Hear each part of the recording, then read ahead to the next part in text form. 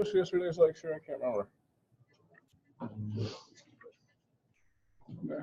Who watched yesterday's lecture? You did watch it? No. No. I can't remember if I posted it or not. Okay, so that means nobody's watching it. All right. Not yesterday. It was too easy. You didn't need to watch it again. Normally I do before class. Yeah, well, whatever. Okay. All right, you got all next week to watch these, right? Right. Oh yeah. You're not going to go to Cancun or something like that? No way. Yeah, I canceled that class stats. More important.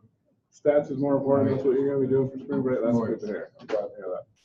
All right, so we're going to talk about hypothesis testing for a population standard deviation.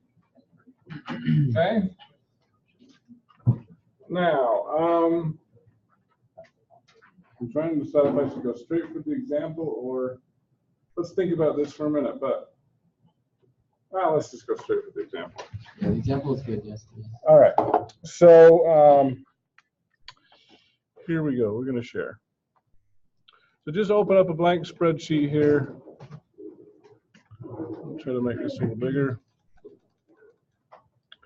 All right, so suppose the standard deviation of the weight of candy was 0.75 grams before machine calibration. QC engineer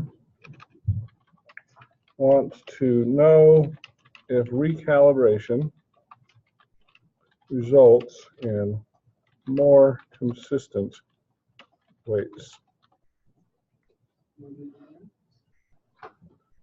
You get the following data here. Use alpha equal to 0.05. Okay, so here's your data.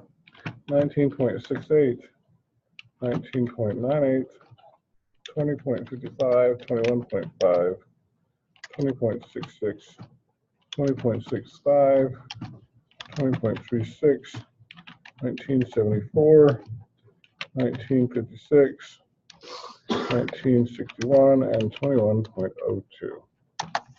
Okay? All right. So what's the first question you should ask yourself when you're doing a problem like this? Is there enough stuff? Is there enough stuff? What do you think? Not really. We're going to assume it's normally distributed because I want to work on the test. But yes, Samantha. I can't hear you. Zoom in a tiny bit. Is that okay? We're still on the same page there? All right. So, okay. So we're really good to think about. This is kind of a small sample size. If I have time at the end, then we'll do a QQ plot. Yeah. Okay. We're going to assume it's normally distributed, but that's, I should probably be safe. Kind of a small sample size, right? Okay. So the first question you ask yourself after that is, first of my 7 steps. Is it quantitative, categorical, or regression? And the answer to that is quantitative, right? Clearly that data is quantitative. Okay? All right, question number 2 is,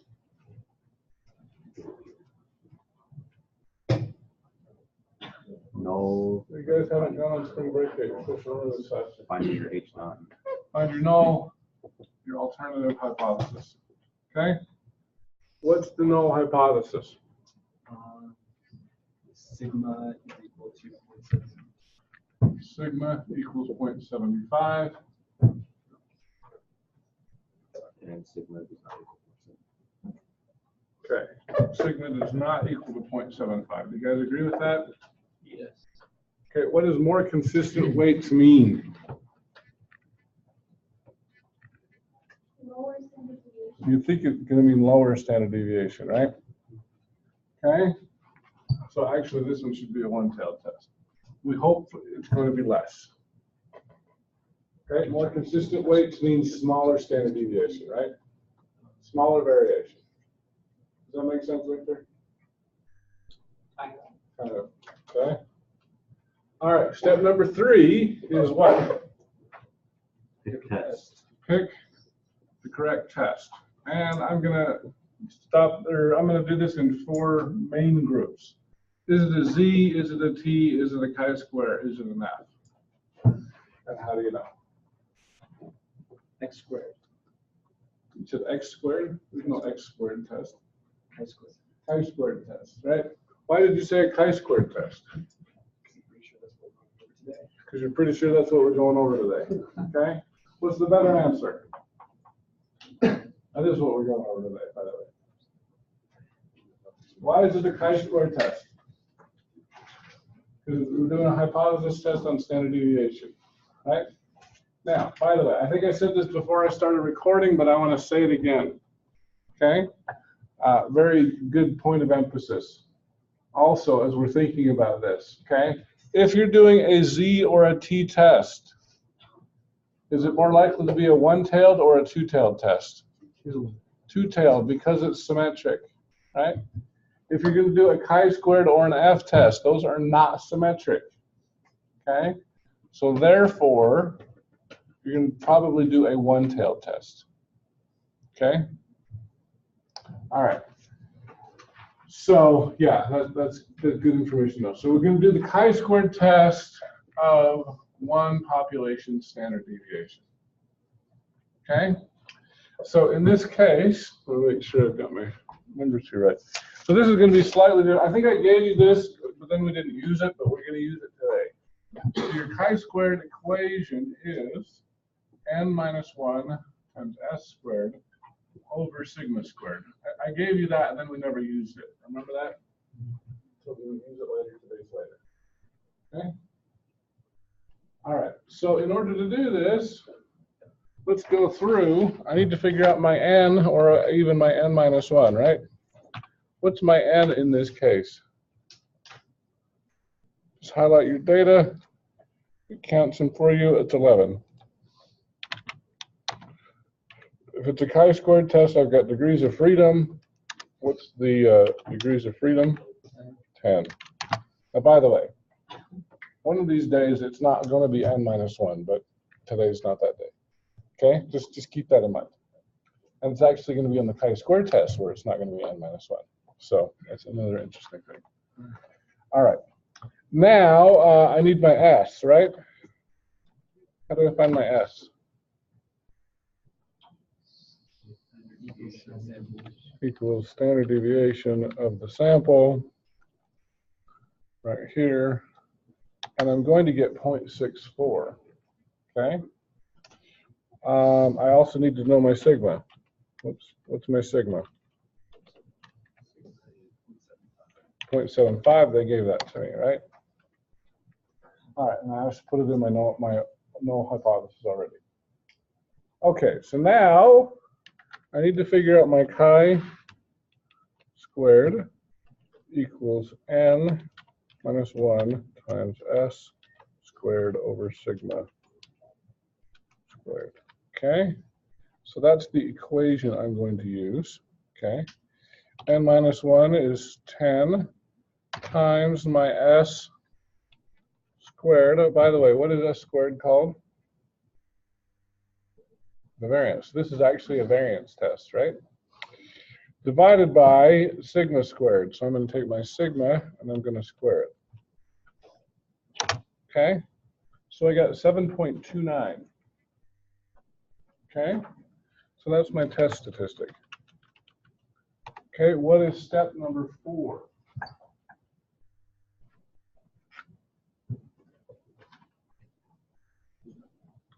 Find p-value.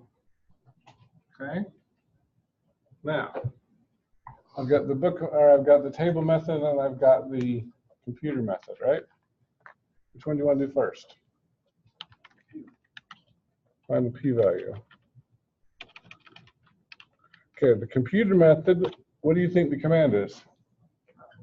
Chi dist. Is it going to be a right-tailed or a left-tailed test? Maybe you should draw a picture, huh? Okay, what's going on? This is always where you should draw your picture. So we're going to draw it like that. It's not symmetric. Okay? So what is my alternative hypothesis telling me? It's a less than. So it's going to be a left-tailed test here, right? Okay? What's my alpha is going to be 0.05. Okay, so the question is, for those of you who like the classical method, who likes the classical method, by the way? One? Okay. Some people do, it's fine. The question is 7.29, is that in the blue area or the white area? We're going to find out here in a minute. This. How did you find the alpha? How did I find what? Alpha. It's right here, give them to me. Okay. All right, so we're doing this. This is the chi-square left-tail test, so I'm going to use the top one here, chi-square dist. Okay. My x is 7.29.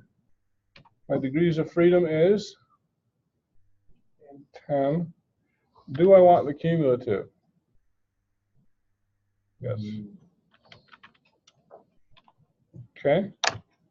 So I got a p-value of 0.3022. So if this is 0.05, I'm probably, look at the color here, like purple, I'm probably here. This is about 7.29. This area here is 0.3022. Okay, here we'll finish this off and then I'll show you how to do this with the table in a minute. Okay, so step number 5 says what?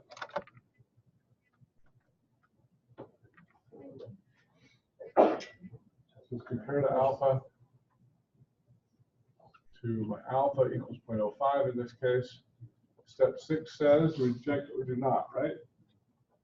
So am I rejecting or am I not rejecting? Should we vote? Who says reject? Nobody? One? Who says do not reject? More. Didn't raise your hand. Got it wrong.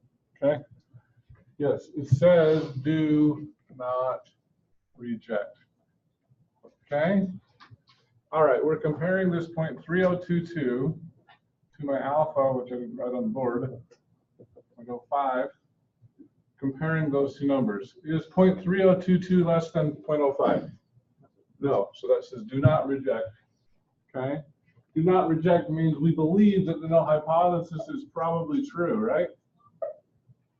So, step number 7, the QC engineer wants to know if recalibration results in more consistent weights. What do you think? What's the answer to that question? Also, the recalibration is not. Yeah, there is not enough evidence that recalibration helped. Now, Stainer was a little bit more assertive in that. He said it didn't help. It looks, Sample size is too small. sample size is really small, isn't it? It's only 11. Okay. It did seem to drop it a little bit. We were at 0.75, we got 0.64. So it did seem to help a little bit. But the question is, I mean, especially when you're talking grams, 0.75 grams to 0.64 grams, not a lot, right? Well, that's like less than an ounce. Okay, so it doesn't seem like it helped enough. But if my sample size had been larger, maybe it would show. But 11 is pretty small. So it may have helped, but I just can't tell because my sample size is so small. Does that make more sense? Okay, now how do you do this? Let's find the p-value with the chart. Yes. So if you gave us this kind of question on the test, would you expect us to solve it all out, but realize that it wouldn't happen because of the sample size? Or would we just say not enough sample size and we move on to the next question? Well, yeah, write your conclusion this way. There's not enough evidence that recalibration helped, but as you're, then people are saying, well, why? It looks like it was better. And you can say, well, my sample size was pretty small. But yeah, so I won't ask you why, but it's good to think about. It's good to know. Because in real life, you know, your boss is going to be like, well, why didn't that help? Oh man, or he's going to say, well, wait a minute, we dropped it from 0.75 to 0.64. Isn't that better? And it is better, but it's like getting 6 heads versus 5 heads. You know, it's not enough. It's too much noise there. You can't tell. Plus, say, give me more than 11 on the sample size. Maybe I can answer that question. But you cheapskate. You had a question? Yeah, I'll test we expect this to do like the QQ plot. Oh, we can do a QQ plot too. Should we do that? Okay, we'll do that's a good idea. We'll do the QQ plot because we do want to make sure this is normally distributed. And to be honest, you should do that before, but I wanted to make sure I got through the test first. Now, how do you do this with the chart? Because you're not going to be able to use the chart. Remember, this is going to be after spring break. You've got a whole week to forget all this. Okay? So, how are we going to do this with the chart?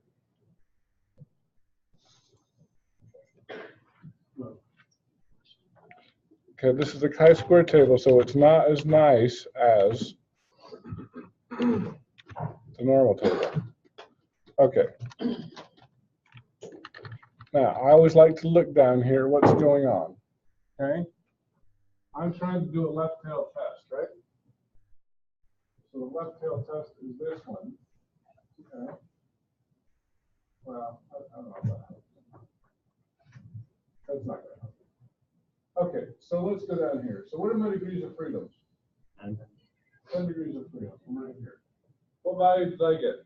7.29. So basically, I'm treating this just like I did with the T-chart. Where does 7.29 fit on here? 0.9. Fits in there. That's okay. So there we go. We're in between those two values. That's kind of a big p-value spread, right? Good enough to answer our question. So the idea here is, if I'm using the chart, my p-value is between 0.10 and 0.90. That's way up. Yeah, 0.3022, it is in between those, right? Okay, it's closer to the 0.10 than the 0.90, but with the chart, that's as good as you can do. But at least you don't know it's.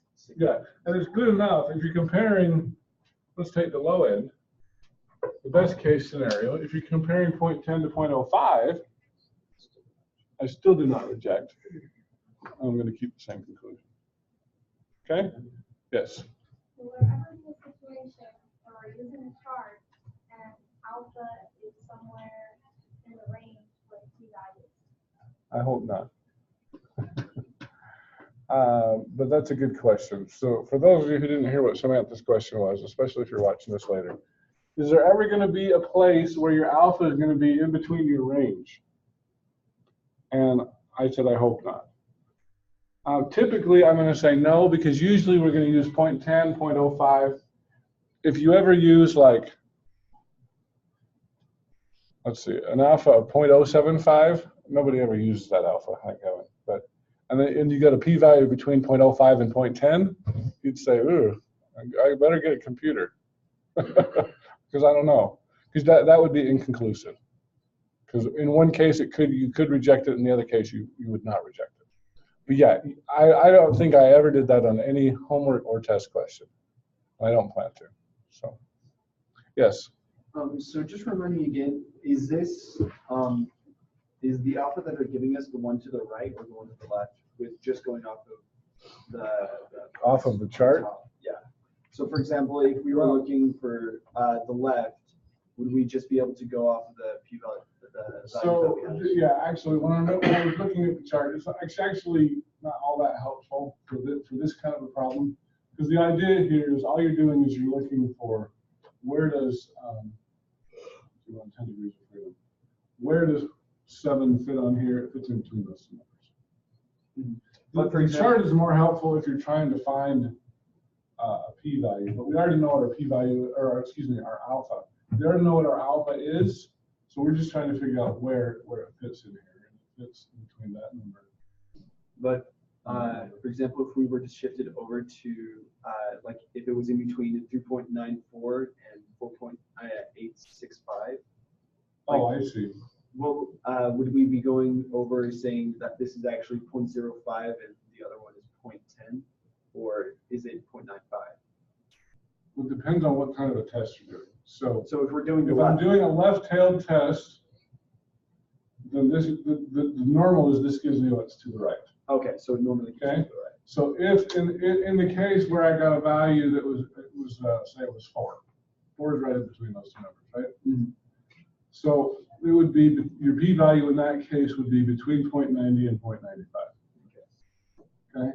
If I got a value of, let's say, 20, 20 would be in between those two numbers. So your p-value would be in between 0.025 and 0.05. But let's say we're looking to the left, on the left side, like in this. Oh, you want to do a left-tailed, yeah. Yeah. So Is it the exact same, or are we gonna flip them? Or is it gonna be 1 minus alpha? So we're doing a left-tailed show. So if I got, okay, so you want to know if it's less than, so if we go back to our number 4 here, so yeah, it would be in between 0.05 and 0.10. So Okay. yes, you would put it that way. Okay? All right. Any other questions? Okay, we got 5 minutes left. You want to do a QQ plot on this data just for fun? Okay. All right, who remembers how to do the QQ plot? I'm going to copy. Now, by the way, one of the things you should always do when you're doing your data on a test, it's a good idea to just make a copy of it in case you accidentally type over your data like that or something. You can get your data back because you got a copy of it. Okay, most people never work on the original data set. So let's work on a copy. Okay? All right, in case that happens. All right, so what's the formula you need to remember? I minus 0.375. I minus 0.375 And and plus 0.25. That equals F sub I. That's the only formula you have to memorize in my class. Okay? All right. So somebody said sort your data. Let's sort our data right off the bat. Sort smallest to largest. Very important first step. Several of you missed that first step. Okay? What should you do next? Create an index. 1, 2, 3, etc. Have it count down to 11. Okay? Then we're going to do our F sub I equals I minus 0.375 divided by 11.25 in this case. Okay? Copy that down. What's this? Z-scores, right? How do I find my Z-scores?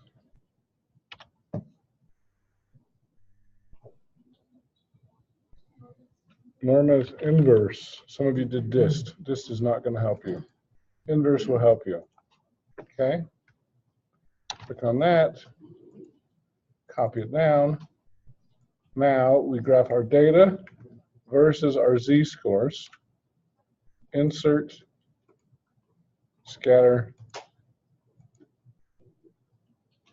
Ooh, what do you think? That's a little curvy, isn't it? Okay. Our book sometimes doesn't check assumptions. I don't know that I would assume that this is normally distributed. It makes me a little nervous. Okay. Very small sample size. Maybe it would make me nervous though. Okay. So over spring break, figure out how to create those boundary lines. Actually had somebody do that. I should try to do that. The problem is I'm so busy. All right. So enjoy your week off. Enjoy sleeping in for the next week. Quiz will be on the following Monday on 10.4. Test will be it'll be the third Wednesday and Thursday. I think that same week. So yeah. So there is going to be a test. So we got there too. We'll be covering 2 new sections probably after the break. We'll have a review on Wednesday and the test on Thursday.